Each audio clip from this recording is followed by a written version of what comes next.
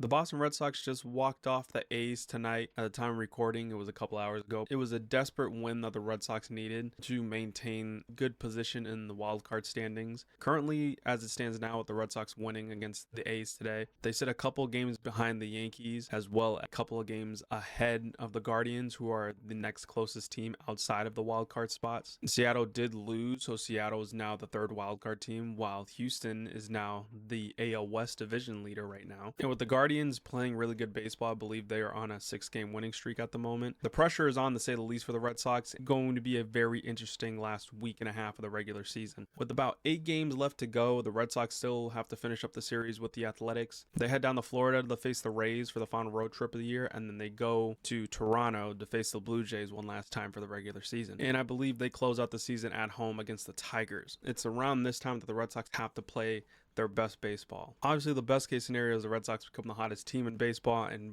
win every game for the rest of the year. But it's more important to win as many games as you can, of course, because you don't want the math to start having to play a factor in terms of the wild card spots. Now, in all seriousness, if the Red Sox can maintain their position, that would be great, as well as they have tiebreakers with pretty much all the teams that are around them, with the Yankees, Guardians. I believe they even have a tiebreaker with the Mariners. I think the only team that the Red Sox don't have a tiebreaker with that was still somewhat in the playoff picture was the Rangers, but now the Rangers are 4.5 back of a wild card. It looks pretty bleak for the Texas Rangers, to say the least. Regardless, the math is on the Red Sox's side. There's a lot of things playing into the Red Sox's favor, but one thing I would say is kind of not playing in the Red Sox's favor is the on-the-field product. Now, overall, this Red Sox season has been a very, very fun season. It's had its ups and downs. The Red Sox signed Alex Bregman and traded for Garrett Crochet in the offseason. The Red Sox trade their star player in Rafael Devers to the San Francisco Giants. The Red Sox become one of the hottest teams in baseball while Devers was still on the team and the following weeks afterwards. In one of my more recent videos, I talked about Trevor Story's resurgence over the course of the 2025 season. And at the time of recording, he broke the MLB record for most consecutive stolen bases without getting caught at 31. He ended up getting caught on his 32nd attempt, and it's just another highlight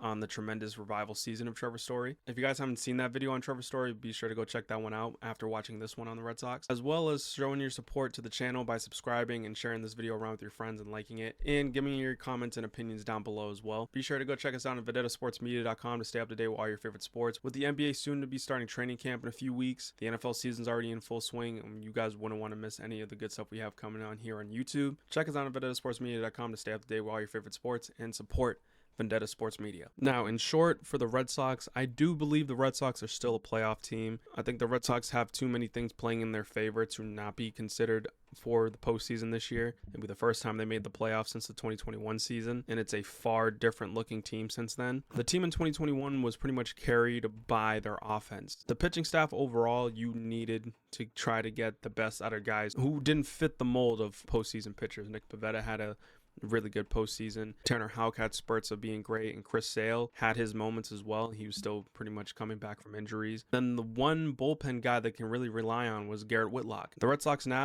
are a far different team. The Red Sox aren't as good of an offensive team, in my opinion, compared to that 2021 team, but it's more just a difference in philosophies. There's not a whole lot of boppers that would be carrying the offense today. JD Martinez is gone. Xander Bogaerts isn't there. Rafael Devers isn't there. To a lesser extent, Hunter Renfroe, who was great for the Red Sox that season, but really didn't do much in the postseason. Kyle Schwarber is another one, of course. But the Red Sox have found ways to win games through grit and determination, and that was their calling card throughout the majority of the season, especially when they were hot. And also on the other side, the pitching staff is miles better than the last time the Red Sox made it to the postseason, from the bullpen and the starting rotation. Garrett Crochet is going to be a Cy Young finalist, although he's probably going to get beat out by Tariq Skubal in Detroit. He's had probably one of the best seasons you can ask for a debut season for the Red Sox newest ace. Lucas Giolito's had himself a revival season, and Brian Bayo is really starting to emerge more and more as a top starter for the Red Sox. In the postseason, you really need to solidify at least your top 3 guys in terms of starting rotation for the postseason. Especially for them going into the wild card, you need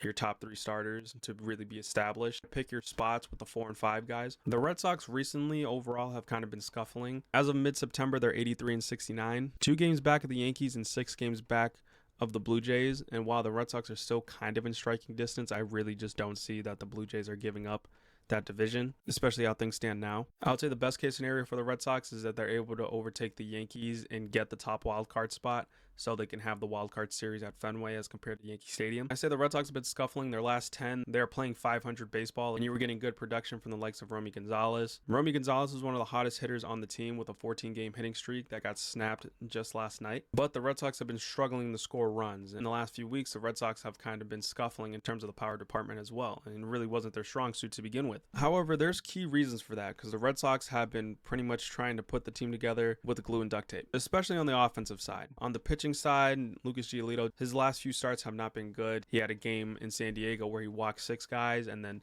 this game against the A's, he goes barely 5 innings and walks another 3. But the more important thing is the walks that allowed the A's to score a couple of runs throughout that game. The bases were loaded, and then you had to go in and dip into your bullpen a little bit, but the bullpen has kind of been scuffling as well, allowing runs to score. Aroldis Chapman's still been great, but obviously he's had to come down to earth a little bit from his absolute peak over the last 6 weeks. Brian Bale didn't really have his best stuff against the Yankees his last time out. On the offensive side, more specifically, the Red Sox are down a couple of their key bats. Willie Abreu's the first one. Willie Abreu, he's been out for the number of weeks with a calf strain. He's kind of been battling injuries at points throughout the season. He's been out of the lineup a few times. And obviously you need his bat as well as his defense out there in right field. He's second on the team in home runs with 22. He was having himself another really good season following his Gold Glove season in his rookie year. He is scheduled to be coming back in the next couple of days. You're kind of hoping he can get his legs under him as the Red Sox kind of look forward towards October. Need all hands on deck moving forward for the rest of the season. Just having his name and having his bat back in the lineup is going to be really good. While Nate Eaton and Rob Refsnyder have been good in right field, I feel like they need one of their everyday bats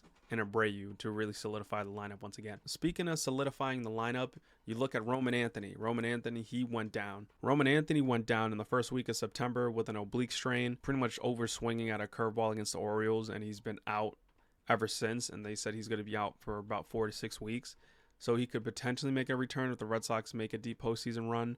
But in all seriousness, the way we can look at it is Roman Anthony's most likely done for the season. When the Red Sox put Roman Anthony in the leadoff spot, the offense really started to click. He was the table setter for the Red Sox, and having someone like Jarren Duran kind of take on a little bit of a different role, batting more in the middle of the lineup to be able to drive runs in instead of trying to worry about getting on base. He started unlocking the offense a little bit more. Alex Bregman was going on a tear. Having your 1-2-3 being Anthony, Bregman, and Duran. Roman Anthony, whether it was getting on base through a hit or working a walk, same thing goes for Bregman. It really put the pressure on opponents to keep the Red Sox at bay. The Red Sox's offense looked fantastic when Roman Anthony was out there. But the Red Sox kind of seemed a little bit lost without Roman, even though it's supposed to be that next man up mentality. The first 8 games following Roman's injury, the Red Sox go 3-5. Not only that, nearly all the Red Sox's offensive categories trended downward. They all dipped in production. Losing that catalyst in Roman Anthony put the Red Sox in for a tailspin. Already having to navigate the fact that